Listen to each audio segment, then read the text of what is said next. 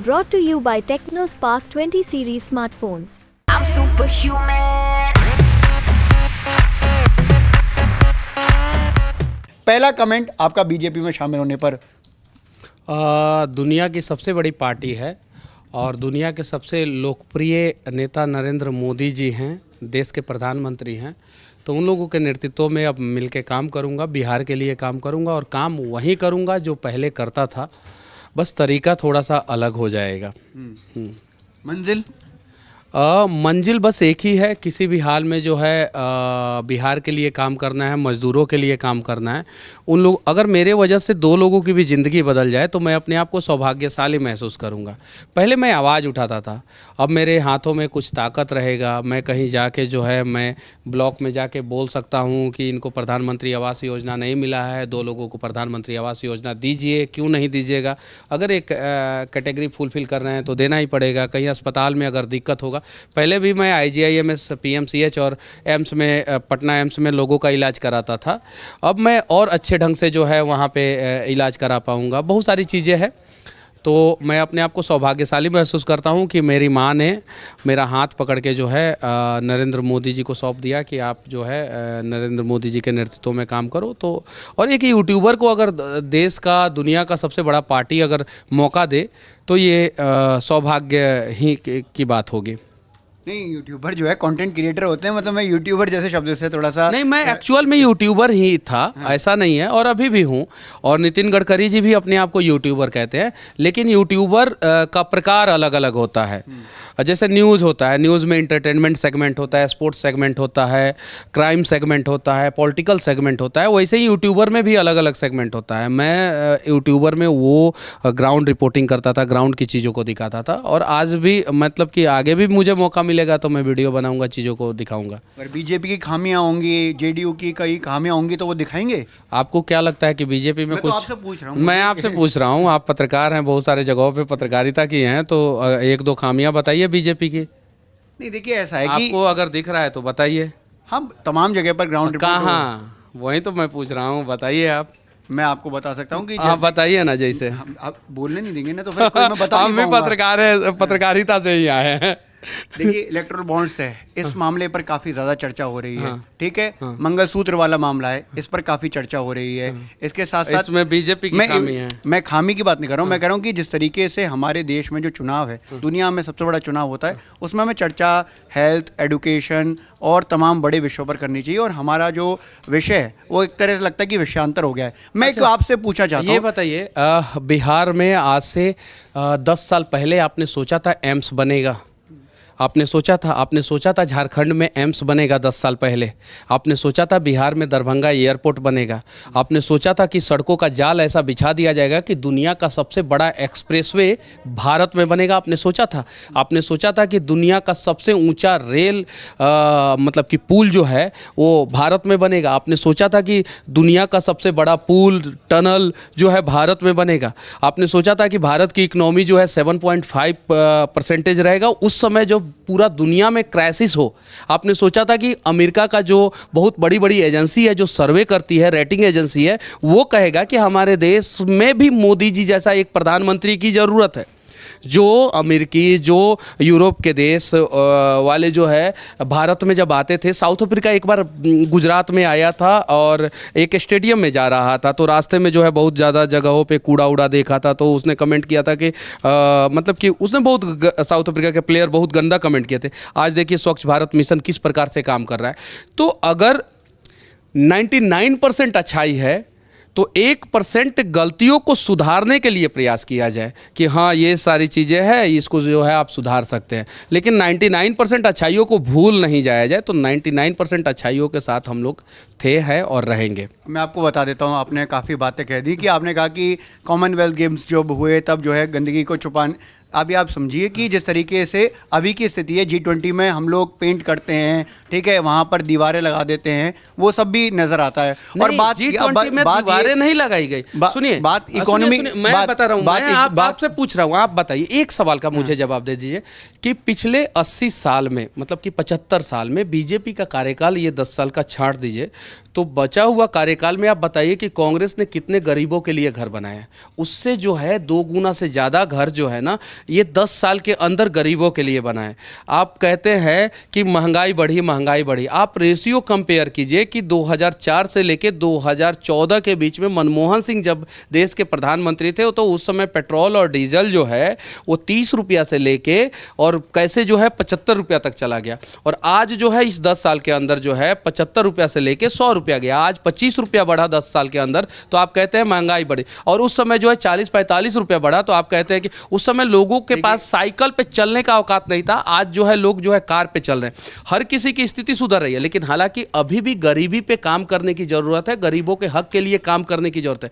लेकिन देश का नाम जो है दुनिया में अच्छा हुआ है और ब्रांड मोदी या मोदी जी जो है अच्छा काम कर रहे हैं। एक बात मैं आपको बता देता हूँ, ये जो है जानकारी के लिए भी बहुत ज़रूरी है कि अगर आप इकोनॉमी की बात करते हैं तो आप ये कह सकते हैं कि देश जो है तीसरे नंबर पर आ जाएगा पूरे वर्ल्ड इकोनॉमी में, लेकिन उसके लिए सबसे ज़्यादा ज़रूरी है पर कैपिटा इनकम। भारत पूरी दुनिया में जो इंडेक्स होती है पर कैपिटा इनकम की, उसमें 142वें नंबर पर है। ठीक है। अच्छा। अब आपको ये समझना चाहिए कि लोगों के पास जो प्रति व्यक्ति आय है वो हमारी कितनी खराब है कि हम 142वें नंबर पर है। लेकिन अब मैं इस वाले डिबेट में नहीं आऊंगा। नहीं, मैं इस पे क्लियर कर देना। देखिए मनीष जी, सुनिए ना, मैं क्लियर कर देना चाहता हूँ। आपने पर कैपिटा इनकम की बात की, हालांकि इसमें सुधार किया जा रहा है, मैं आपके बातों से सहमत हूँ, लेकिन 5 साल के अंदर अंदर जो है ना, अगली बार जब 5 साल के बाद जब बात करेंगे, आप 2029 में जब बात करेंगे, तो हमारी पर कैपिटा इनकम जो है 75 मतलब कि 75 देशों के अंदर में रहेगा। अभी 142 कितना कह रहे हैं आप?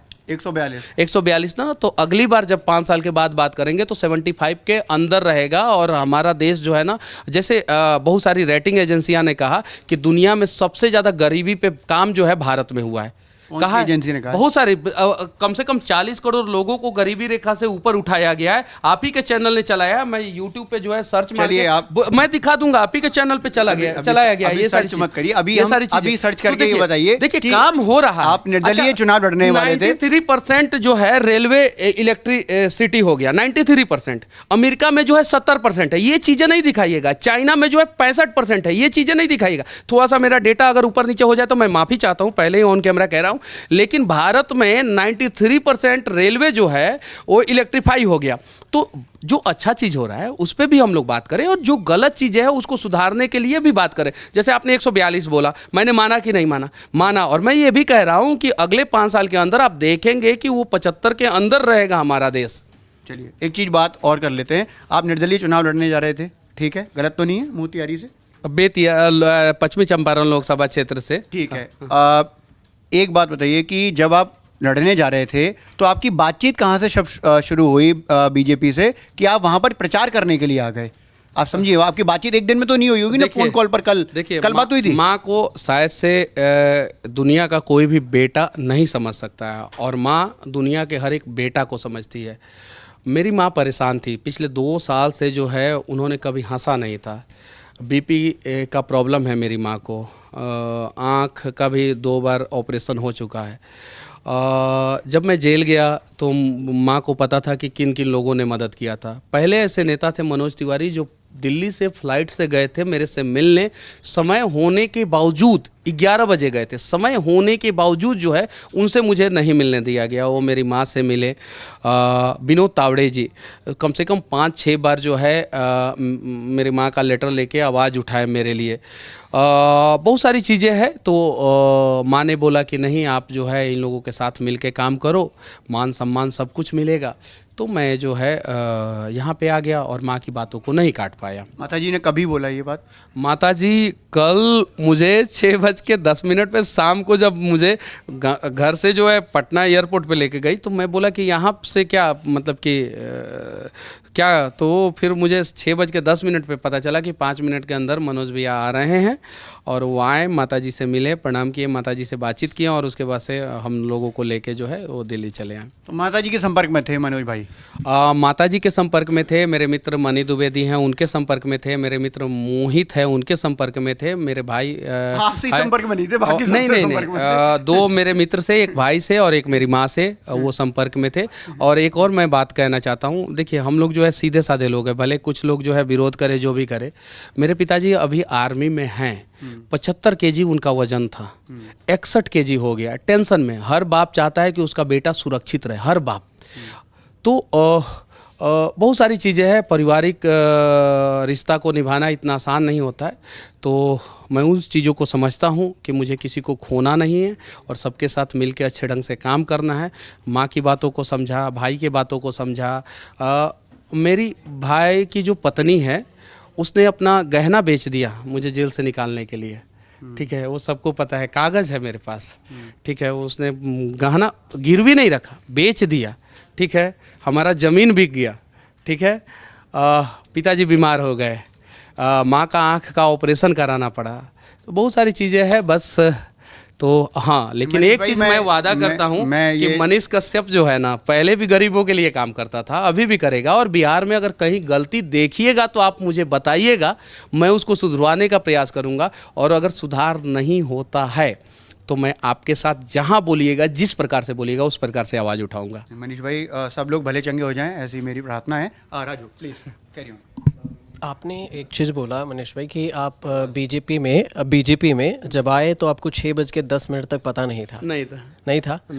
और आप उससे 12 घंटे पहले आप स्टेटमेंट दे रहे हैं, आपका वीडियो सोशल मीडिया पे घूम रहा है कि देखो मैं आरएसएस से हूँ, मैं बजरंग दल से हूँ, और इस क्षेत्र से अगर वोट जाएगा तो वो बीजेपी को जाएगा, और तुम लोग हमें साथ दो, बजरंग दल के ऑफिस में जाओ, वहाँ से डेटा निकालो कि कितने लोगों को आपने ये स्टेटमेंट दिया है। देखिए, मैंने क्या बोला था, आप शायद से उस वीडियो को नहीं देखे हैं। वो वीडियो जो है रामनवमी के अवसर पे का था। मैंने धर्मांतरण पे आवाज़ उठाया था, गौ तस्करी पे आवाज़ उठाया था। वो सारा वीडियो जाके क्लियर कीजिएगा तो आपको पता चलेगा, नहीं तो फिर कंट्रोवर्सी हो जाएगा चीज़ें। और रामनवमी का था, ठीक है। तो उन सारी चीज़ों पे हम लोगों को काम करना था, और आज भी करता हूं और भविष्य में भी करता रहूँगा। मैं अपने धर्म की बात जो है दमदार तरीके से रखता हूं कहीं भी, लेकिन मैं दूसरे के धर्म का कभी अपमान नहीं करता हूं। कहीं वीडियो में नहीं दिखाइएगा कि दूसरे के धर्म का अपमान करते हुए। कमाल की बात है कि कुछ लोग इतने मतलब कि नैरो माइंडेड होते हैं कि मैंने 100 वीडियो बनाया है ठेकेदारों के खिलाफ, जिसमें 99 ठेकेदार हिंदू रहे हैं, कोई दिक्कत नहीं है। एक ठेकेदार अगर मुस्लिम पकड़े गए तो मनीष कश्यप मुस्लिम विरोधी हो गया। कैसे, ऐसे कैसे? मैंने अमिताभ बच्चन से सवाल पूछा कमला पसंद के ऐड पे, मैंने रणवीर सिंह से पूछा, मैंने ऋतिक रोशन से पूछा सिग्नेचर के ऐड पे, अक्षय कुमार से पूछा, अजय देवगन से पूछा, लेकिन मैंने वही सवाल शाहरुख खान से पूछ दिया तो मैं मुस्लिम विरोधी हो गया। लेकिन अब यही जो सवाल आप शाहरुख खान, अजय देवगन से सब पूछे कमला पसंद पे, ये रोजगार और बेरोजगारी के ये सवाल आप बीजेपी से तो आप पूछ ही नहीं सकते। मैं पहले भी देखिए, मैं बोल रहा हूँ ना, पहले एक मिनट सुनिए। सवाल कि जिस बीजेपी के खिलाफ, और जब नीतीश कुमार बीजेपी के साथ थे या फिर अभी गए हैं, उससे पहले जब मनीष कश्यप बिहार की रोडों पर घूमता था तो ये पूछता था कि देखिए यहाँ के इंजीनियर कैसे काम किए हैं, देखिए यहाँ के सरकार कैसे काम किए। आप कैसे आज भी कहेंगे, आज भी मैं आवाज उठाऊंगा। बाढ़ पे मुझे अभी भी काम करना है, बाढ़ पे, बिहार के बाढ़ के लिए मुझे अभी भी काम करना है। मैं जल शक्ति मंत्री जी से भी मिला था, मैं उनसे फिर मिलूंगा। बिहार पे इस बार चिवड़ा मीठा हम लोगों को नहीं चाहिए, हम लोगों को अस्थायी समाधान चाहिए, तो उस पर काम करेंगे। तो ये सारी चीज़ें जब केंद्र तक पहुंचेगी तो आपरूपी काम होगा। नरेंद्र मोदी जी भी कहते हैं, नितिन गडकरी जी भी कहते हैं, अमित शाह जी भी कहते हैं कि अगर हमारे कामों में कहीं कमी हो तो आप दिखाइए, उस चीज़ को हम दुरुस्त करके देंगे। आज तक भी दिखाता है, आप लोग भी दिखाते हैं, तो वो काम होता है कि नहीं होता है। तो अगर हम लोगों को भी कहीं गलती दिखेगा, कहीं कुछ गड़बड़ी दिखेगा, तो हम लोग जो है उस पर आवाज़ उठाएंगे, उसको जो है प्रॉपर चैनल के माध्यम से जो है आगे पहुंचाने का प्रयास करेंगे और उस पर काम करवाएंगे। और मैं पहले जितना काम करता था उससे ज़्यादा काम जो है मैं अब आसानी से कर पाऊंगा। अच्छा, ये आसानी से करने के लिए ही वो जो यूट्यूबर पत्रकार था वो निकलकर अब बीजेपी में आ गया। देखिए, राजनीति भारत का भविष्य डिसाइड करता है और किसी भी देश का भविष्य डिसाइड करता है। काहे नहीं, राजनीति में क्यों नहीं इंटरेस्ट होना चाहिए? आप पत्रकार काहे बने? आप पे हम आरोप लगा सकते हैं कि पैसा कमाने के लिए आप पत्रकार बने, लेकिन दूसरा पहलू ये भी है कि आप चीज़ों को दिखाने के लिए, लोगों का मदद करने के लिए और आवाज़ बनने के लिए पत्रकार बने। तो पहलू दोनों है, एक तो आप पैसा कमाने के लिए पत्रकार बने, और दूसरा जो है आपका स्वाभिमान, आपका ईमान कहा कि नहीं, लोगों की मदद करो, माइक उठाओ और चीज़ों को बदल दो। वैसे ही पॉलिटिक्स जो है आज दो पहलू हो गया। कुछ लोग समझते हैं कि पॉलिटिक्स में जो है सिर्फ करप्ट लोग जाएंगे, पैसा कमाने के लिए जाएंगे, ठेकेदार से कमीशन लेने के लिए जाएंगे। और दूसरा पहलू ये है कि पॉलिटिक्स में हम जैसे युवाओं को जाना चाहिए और जाके जो है बहुत सारी चीज़ें जहाँ पे कमियाँ हैं उसको दुरुस्त करना चाहिए।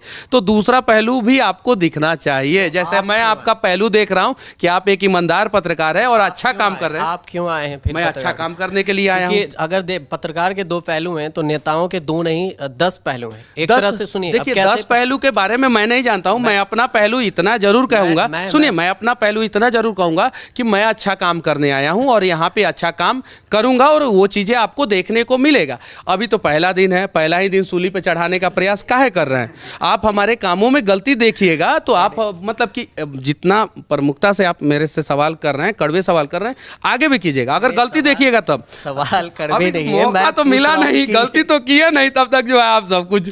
अच्छा एक चीज बताइए, बीजेपी में आए हैं तो ये कौन सा दाग धुलने की जो बात मेरे ऊपर कौन सा दाग था आप बताइए ना, एक दाग बताइए। मैं कौन सा जो है मेरे ऊपर ADCBI का केस था, कौन सा जो है तो जो तेजस्वी यादव ने आप पे वार किया था? अरे वो सारे केस में जो है रिहाई हो गया है, पटना कोर्ट में आपके चैनल पे चला है। तो आगे से तो कुछ नहीं होगा ना? आप बोल रहे हैं तेजस्वी की जब सरकार आएगी तो मनीष कश्यप पे अगर कुछ होता, इससे पहले मनीष कश्यप बीजेपी ज्वाइन कर लिया वॉशिंग मशीन में धुलने। मतलब कि यानी आप खुद कह रहे हैं आज तक के ऑफिस में बैठ के कि तेजस्वी जी की सरकार आएगी तो कुछ होगा जरूर। ये सवाल लोग कह रहे हैं। अच्छा लोग भी कह रहे हैं, लोगों को भी पता है बिहार के लोगों को कि तेजस्वी का सरकार आएगा तो निर्दोष को फंसाया जाएगा। आप सवाल सुने नहीं। सवाल ये है कि अगर लोग कह रहे हैं कि अगर तेजस्वी आता, हो सकता है कि मनीष कश्यप पे कुछ एक्शन लेता है। इससे पहले मनीष कश्यप मतलब कि मेरे ऊपर तेजस्वी एक्शन लेंगे कि कोर्ट लेगा? यानी आप कोर्ट से ऊपर तेजस्वी को बता रहे हैं, कहने का मतलब ये है यानी तेजस्वी आएंगे तो जंगल राज आएगा बिहार में। लेते हैं आप ही कह रहे हैं, हम नहीं कर रहे हैं भैया, हम माफी चाहते हैं। सवाल तेजस्वी को खुदे जंगल राज से घोषित कर दे रहे हैं, युवराज जंगल राज की युवराज आप खुदे कह रहे हैं, हम थोड़ी कहे। आप कह रहे हैं कि तेजस्वी आएंगे तो एक्शन लेंगे, यानी कोर्ट से ऊपर हो गए हैं तेजस्वी जी। हमारे ऊपर एक्शन हुआ तो कोई दिक्कत नहीं, उनके ऊपर एक्शन हुआ तो हम ADCBI को देख लेंगे। ये दोहरी मानसिकता नहीं चलनी चाहिए। और हम टैलेंटेड आदमी हैं, थोड़ा बहुत, ज़्यादा नहीं, हम न्यूटन आइंस्टाइन नहीं हैं, लेकिन थोड़ा बहुत जवाब दे सकते हैं। और तेजस्वी जी से तो ज़्यादा टैलेंटेड है, इतना मुझे पता है। और मुझे सही जगह पे सही मौका मिला है और मैं सही तरीके से काम करके दिखाऊंगा। और मेरे कामों में कमी आएगी तो आप जो है मेरा धजिया उड़ा दीजिएगा, लेकिन मौका तो मिला है, अभी कुछ तो करने तो दीजिए। अभी बिल्कुल कीजिए और हम चाहते भी हैं, शुभकामनाएं भी हैं कि आप कीजिए। लेकिन सबसे बड़ी बात ये लेकिन काहे लगा दे रहे हैं? अरे 2-4-10 महीना देख तो लीजिए, देख लीजिए जो चीज कह रहे हैं। और जिस मौसम में आप बीजेपी ज्वाइन किए हैं, इसमें हर कोई यही कह रहा है कि मुझे एक बार देख लीजिए, एक बार मौका दीजिए। मेरे ऊपर कुछ मेरी कमियों को तो बताइए, मेरे अंदर क्या कमी है? क्या एक साधारण परिवार का लड़का IAS बनने का सपना देखता है तो समाज प्रोत्साहित करता है कि बन जाओ IAS, पत्रकार बनने का सपना देखता है तो बन जाओ, मॉडलर बनने का, पायलट बनने का सपना देखता है तो सब कुछ ठीक है, नेता मत बनना। काहे कि नेता तो नेता के बेटे को ही बनाएंगे। और यही मानसिकता जो है गलत है। हम नेता बनना चाहते हैं, क्या गुनाह करते हैं, क्या गलती कर दी हम? बताइए, आप बताइए, ये गलती बताइए। पहला ही दिन जो है आप जो है लगे जो है, अरे गलती होने दीजिए, गलती होगा तो आप चीज़ों को दिखाइएगा। लेकिन तेजस्वी जी से तो कभी नहीं पूछिएगा कि काहे नेता बनना चाहते हैं आप तो बोलिएगा कि हाँ आप युवराज हैं, आप नेता बन सकते हैं, आप सर्वगुण संपन्न। स्प्लेंडर मोटरसाइकिल का पहले ऐड आता था तो वैसा है कि आप सर्वगुण संपन्न हैं, ऐसा है। अरे ऐसा नहीं है भाई। जो कड़वा सवाल आप मुझसे पूछ रहे हैं, एक साधारण परिवार के युवक से पूछ रहे हैं, वही कड़वा सवाल उनको भी खड़ा करके पूछिए, तब जो है हम समझेंगे कि तराजू जो है सही है। हमें मौका तो मिलना चाहिए ना। अच्छा देखिए, सवाल पे आए ना तो सवाल पूछने के लिए तो हम हर वक्त रेडी ही होते हैं, लेकिन बिहार में कहावत है कन्नी काटना, समझ रहे हैं? ये कन्नी आप मनीष कश्यप नहीं काटता है, लेकिन बीजेपी के ही कई नेता हैं जो सवालों से कन्नी काटते हैं। हमसे पूछे तो वो सवाल जब सामने आएंगे तो पूछना पड़ेगा। आप कसम खा लिए कि मनीषवा ज्वाइन किया है और आज इसको सूली पे लटका देना। देखिए, अच्छा हर चीज का जो है दो पहलू होता है। हर इंसान में कमी बेस ज़्यादा कमी होता है, कम कमी होता है, निगेटिव पॉजिटिव हर इंसान में होता है। तो मुझे तो मेरे अंदर कुछ अगर गलती तो होने दीजिए। अभी तो गलती हुआ नहीं, अभी तो ज्वाइन किया आज। अच्छा, बीजेपी में क्या क्या कंडीशन लेके आए हैं? कुछ कंडीशन नहीं है। माँ ने मनीष को मोदी जी के हाथों सौंप दिया है मातृभूमि का सेवा करने के लिए, बस। अभी कुछ खबरें ऐसे भी मनोज तिवारी फिर ये नहीं ऐसा ना कहिए कि आज तक खबर पे चला चल रहे दीजिए थे। नहीं, कि जो है उसके बाद से जो है ये भी चल रही थी कि आपको लाया गया है, मनोज तिवारी जी लाए हैं, तो वो कहेंगे कि चलो हमारे सीट पे प्रचार करो, दिल्ली के नॉर्थ ईस्ट से मतलब कन्हैया कि कुमार मुझे के- मनोज एक तरह तिवारी से के लिए काउंटर प्रचार में करने की क्या जरूरत है। मनोज तिवारी ऐसे ही जो है वो सुरक्षित है और वो अच्छा काम किए हैं। 14,500 करोड़ का काम किए हैं वो अपने संसदीय क्षेत्र में। कितना? गूगल पे सर्च मारिए और निकालिए कितना का। 14,500 करोड़ का अपने संसदीय क्षेत्र में काम किए हैं। नया मेट्रो लाइन, नया रोड, वो उस जगह पे रोड बनवाए हैं जिस जगह पे कोई सोच भी नहीं सकता था 4-5 साल पहले कि यहाँ से रोड बनेगा। आप जाके देखिए वहाँ पे, तो उन्हें मनीष कश्यप की ज़रूरत नहीं है, उन्हें अपने काम की ज़रूरत है और उन्होंने काम किया। 14,500 करोड़ का जो है 5 साल में काम किया है, तो काम के बदौलत उन्हें वोट मिलेगा और इस बार जो है 4.5 लाख से 5 लाख के बीच में उनकी जीत होगी। मतलब कन्हैया कुमार, कन्हैया, हाँ। कन्हैया की स्थिति क्या रहेगी? कन्हैया की स्थिति जो है दमदार हम नहीं रहेगी। ज्योतिषी थोड़ी हैं कि सबका स्थिति बताते जाए। हम बस एक आदमी का स्थिति बता दिए कि 4.5 से 5 लाख रहेगा और उनकी जीत 100% होगी। पत्रकार हैं, थोड़ा ग्राउंड रिपोर्ट जो है रहती है ना। कौन तो पत्रकार है? आप। हमको अभी नेता बना दिए आप कि बीजेपी के नेता है और फिर बोले कि नहीं नहीं नहीं नहीं नहीं आप जो है पत्रकार हैं। रिवर्स गियर नहीं है, अब आगे बढ़ रहे हैं। रिवर्स गियर नहीं है? नहीं। अच्छा ये बताइए, क्या कहते हैं कि बीजेपी की जो बीजेपी लेड जो है एनडीए है, उसका प्रदर्शन जो है बिहार में कैसा रहेगा? पिछली बार जो है 39 सीट्स आई थी 40 में से। एकदम बहुत बढ़िया रहेगा और बीजेपी जो है जहाँ जहाँ पे चुनाव लड़ रही है वो सारी की सारी सीटें बीजेपी जीतेगी, 100% जीतेगी। ये मुस्कुरा के क्यों कह रहा है? मैं मतलब कि बड़ी इसमें मतलब कि इस चीज को एग्रेसिव तरीके से नहीं, कहूँ, आप- मन उदास करके कहूँ तो भी आप कहिएगा कि उदास होके क्यों कह रहे भाई, हैं, समझिए, और अच्छी मनीष चीजों को भाई। मुस्कुरा के कह रहा हूँ तो मुस्कुरा के क्यों कह रहे हैं। समझिए समझिए, 2-3 चीजें हैं इसको। पत्रकार जो है वो मनीष- दोधारी तलवार होता है, मनीष भाई- वो किधर से भी सवाल कर सकते भाई हैं। बोलते रहेंगे ना तो फिर सवाल नहीं हो पाएगा। मेरे को सवाल करने दीजिए, आप अच्छा जवाब देंगे, सवाल अच्छा हो जाएगा ना। देखिए क्या है कि लगातार जो ओपिनियन पोल्स आ रहे हैं उसमें ये साफ तौर पर बताया जा रहा है कि बीजेपी 300 के आगे चली जाएगी और जो 350 के आगे जो है वो एनडीए चली जाएगी। लेकिन जो लॉस होगा वो लॉस जो है वो बिहार में हो सकता है। बिहार में 7-8 सीटें, अब आप ये कहिएगा कि क्या कहते हैं कि 300 से ज़्यादा आ जाएंगी तो उसको एक्सेप्ट कर लेंगे ओपिनियन पोल्स वाले को, लेकिन 40 में से अगर 31 आएंगी, 30 आएंगी तो उसको एक्सेप्ट नहीं करेंगे। देखिए मैं उतना opinion बड़ा poll- नेता नहीं हूँ, मैं ग्राउंड रिपोर्टिंग करके यूट्यूबर बन के यहाँ पे आया हूँ, तो उन सब चीज़ों के बारे में समझ के आधार पर मैं कह रहा हूँ। नहीं, मुझे उस सब चीज़ों के बारे में ज़्यादा अच्छे ढंग से समझ है। मैं एज अ बीजेपी का लीडर मैं तो भगवान से प्रार्थना करूंगा कि जिस प्रकार से नरेंद्र मोदी जी काम कर रहे हैं सारी की सारी सीटें बीजेपी जीते, लेकिन एग्जैक्ट चीज़ें जो है वो रिजल्ट आएगा तो आपको पता चल जाएगा। नरेंद्र मोदी जी तीसरी बार प्रधानमंत्री बनेंगे इस देश के और अच्छी सीटों पे बीजेपी जीतेगा। और मैं दावे के साथ कहता हूं कि बिहार में बीजेपी जितनी सीटों पे लड़ रही है वो सारी की सारी सीटों पे जीतेगी। और जैसे आप ही बोल रहे हैं कि 350 पार जाएगी, तो मैं तो 400 पार कहूँगा। मैं कह रहा हूँ कि जो ओपिनियन पोस्ट दिखा रहे हैं उसकी बात आपने कहा कि देखिए, आप लोगों का ओपिनियन पोल बहुत अच्छा दिखाता है, बस उस पे जो है आप लोग सर्वे करते हैं, किस प्रकार से सर्वे करते हैं वो आप लोग जानते हैं। बस मैं इतना जानता हूं कि बीजेपी जीत रही है, हम लोग जीत रहे हैं और नरेंद्र मोदी जी तीसरी बार बीजेपी 17 सीटों पर लड़ रही है, बाकी सीटों पर जो है एनडीए का जो साथ है वो है। आपको लगता है कि वहां पर कुछ नुकसान हो देखिए, सकता है? हम मतलब कि बस इतना ही कह रहे हैं कि आजे ज्वाइन किए हैं, आजे जो है इतना लंबा लंबा सवाल कीजिएगा तो फिर ठीक है, बीजेपी जीतेगी, ये सबको पता है, आपको भी पता है, आपके ओपिनियन पोल को भी पता है और आपको भी पता है कि बीजेपी नरेंद्र मोदी जी तीसरी बार प्रधानमंत्री बन रहे हैं।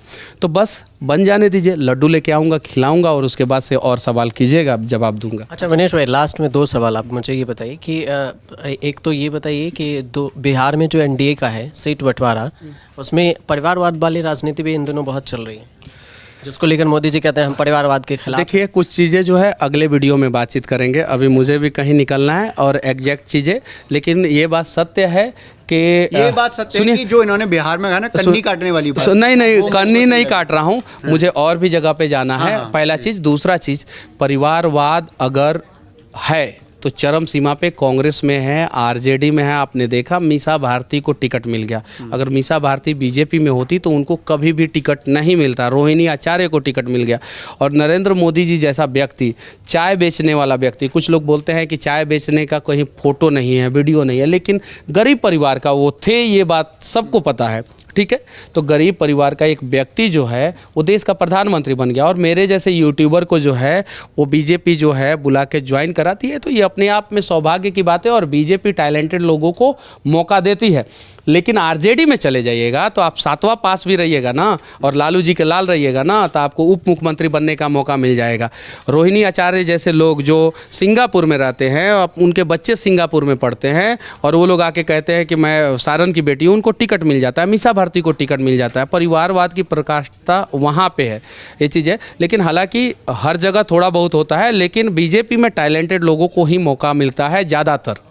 अच्छा, आखिरी सवाल एक कब ये होगा आखिरी, बस यही आखिरी। आपको ये बताइए कि एक बयान चल रहा है, फिर ये मत कहिए कि मैं चला रहा हूँ, सोशल मीडिया से पूछ रहे हैं, और कल खबर भी चली है जिसमें कि मनीष कश्यप सीएम बनने वाला था, और इसी खबर को चला चला कर सबने उसको टिकट कटवा दिया, सांसद से हटवा दिया। नहीं, ऐसा कुछ नहीं है। देखिए, सीएम बनने वाला था नहीं, ये सवाल मतलब कि पॉलिटिकली ये रॉन्ग सवाल है, और अगर एज अ पत्रकार देखा जाए तो ये भी रॉन्ग सवाल है। उसके लिए तो पहले तो इसमें घुसना पड़ेगा। मैं खुश हूँ कि मैं आज बीजेपी में हूँ, और मुझे जो भी दायित्व मिलेगा एज अ कार्यकर्ता, मैं वो दायित्व का निर्वाह करूँगा, मैं अपना काम करूँगा, और मैं बिहार के लिए आवाज़ उठाता रहूँगा। अगर मुझे लगेगा कि यहाँ पे आवाज़ उठाना चाहिए तो मैं ये नहीं सोचूंगा कि मेरी पार्टी की सरकार है और मनीष कश्यप चुप रह जाएगा, तो ऐसा नहीं। लेकिन हाँ, उसको तरीका से मैं उसको लेके जाऊँगा, जो अधिकारी होंगे उनके पास या जो नेता होंगे उनके पास, वहाँ पे काम कराऊँगा, और अगर काम नहीं होता है तो फिर उसके बाद से फिर वही तरीका जो मैं पहले अपनाता था वही तरीका अपनाऊंगा। काम होगा, 100% काम होगा। अभी बाढ़ पे भी जो है बिहार में काम होने वाला है 100%। चलिए, उम्मीद रखते हैं कि मनीष कश्यप बीजेपी में अगर आने के बाद भी बीजेपी की सरकार बिहार में है, और वहाँ पे बहुत सारी चीज़ें प्रॉब्लम है बिहार के अंदर में, रोजगारी हो, महंगाई हो, शिक्षा हो, स्कूल हो, इन सब चीज़ों की दिक्कत है। क्योंकि आपके पास टाइम नहीं है, इसलिए सवाल हमारे पे कम हो गए। अगर जब टाइम आए आप जरूर आइए न्यूज़ तक में, और हम विस्तार से बात करेंगे। आज पहला दिन है, इसलिए इतना ही पे मनीष जी को जाने। लेकिन एक सवाल मनीष जी से एक सवाल पूछूंगा। पिछली बार जब आए थे मनीष जी तो मैं बड़े ध्यान से देख रहा था इनको। वीडियो देख तो के आया लग रहा है। नहीं, वीडियो देख के नहीं आया मैं तो, आपको देखा तो आपका याद आ गया पुराना वाला बयान। आपने कहा था कि किसने क्या किया, कौन सबने बिहार को लूटा, सबने बिहार को बर्बाद किया। अब बताइए, नेताजी बन के आप कल्याण करने आ गए। हाँ, देखिए ये बात सत्य है। सुनिए, बीजेपी के खिलाफ भी बोला था आपने। हाँ, मैंने बोला था, और वो आपके चैनल पे वो वीडियो है, ये बात सत्य है। मैं अब जा रहा हूँ, अगर मेरे से गलती होगा, अगर उस समय भी कुछ गलती होगा तो उस समय भी सवाल पूछिएगा, मैं जवाब दूंगा, और उसमें कहीं कोई कोताही नहीं करूंगा। आज तो कम से कम बकस दीजिए। नहीं, आपका पहला दिन है, अभी आपका एडमिशन हुआ है, और उम्मीद करते हैं कि आप अच्छे नंबरों से पास हों। चलिए, ठीक है, बहुत बहुत धन्यवाद। मनीष भाई, आप आए, आपने समय दिया, बहुत बहुत धन्यवाद। और जय हिंद। लगातार अब जब भी चर्चा होगी, और एक और मैं बात कहूँगा कि पत्रकारों को राजनीति में आना चाहिए। उदाहरण के तौर पे पंडित अटल बिहारी वाजपेयी का नाम आप देख सकते हैं, क्योंकि सिस्टम की खामियां को सबसे अच्छे ढंग से अगर कोई जानता है तो वो पत्रकार है, किसी भी पार्टी में आए। लेकिन पत्रकारों को आना चाहिए। मैं तो सरकार से ये कहूँगा कि 10% सीट पत्रकारों के लिए रिजर्व कर दे। ये कहूँगा कि 10% सीट जो है पत्रकारों के लिए रिजर्व कर दे। 100 में से 10 सीटें पत्रकारों को दे दे। देखिए, ताली बजाने लगे, क्योंकि जितना खामी जो है पत्रकार जानता है ना, उतना खामी कोई नहीं जानता। और जितना बढ़िया पत्रकार नेता बन सकता है, उतना दूसरा कोई जल्दी नहीं बन सकता है, क्योंकि हम नस नस से वाकिफ होते हैं। बड़ा इंटरेस्टिंग, ये मतलब कि अतरंगी विचार है। अतरंगी नहीं, मतलब जेन्युइन विचार है। नहीं, आप लोगों से पूछ, लोगों को आप जो है, नहीं, पत्रकारों को, मतलब पत्रकारों को रिजर्व कर देना चाहिए। और किसी भी चैनल के पत्रकार, उनके लिए रिजर्व कर देना चाहिए कि 10% सीट पे पत्रकार ही लड़ेंगे, और इनको कम से कम 15 साल का एक्सपीरियंस होना चाहिए, कम से कम 15 साल का, तो वो उस कैटेगरी को फुलफिल करेंगे। ये चीज़ है। मैं अपने लिए नहीं कह रहा हूँ, मैं तो पत्रकार था ही नहीं, मैं तो यूट्यूबर था, मैं तो पत्रकार था ही नहीं। लेकिन ये बात सत्य है, आप जितना अच्छे ढंग से, आपने सारे कड़वे सवाल पूछे, आपको पता है कि रोड में कहाँ गड़बड़ी होती है, आपको पता है स्वास्थ्य विभाग में कहाँ गड़बड़ी होती है। इधर आता है नेता का कोई बेटा आ जाता है, उसको टिकट मिल जाता है उसको। तो फिर पत्रकारों के लिए ये मेरा अपना मानना है, ये होना चाहिए। और इससे जो है, अगर ऐसा हो तो और भी अटल बिहारी वाजपेयी जो है देश को मिलेंगे। चलिए, बहुत धन्यवाद, आपने हमें समय दिया। आज ये जो आम चुनाव हैं उसमें अलग अलग चेहरों से आपको मुखातिब करा रहे हैं। आज हमारे साथ मनीष कश्यप थे, आप उनसे रूबरू हुए, आप सभी जुड़े, आपका खूब सारा शुक्रिया। आप जुड़ेंगे आगे, ऐसा पूरा विश्वास। बहुत बहुत धन्यवाद।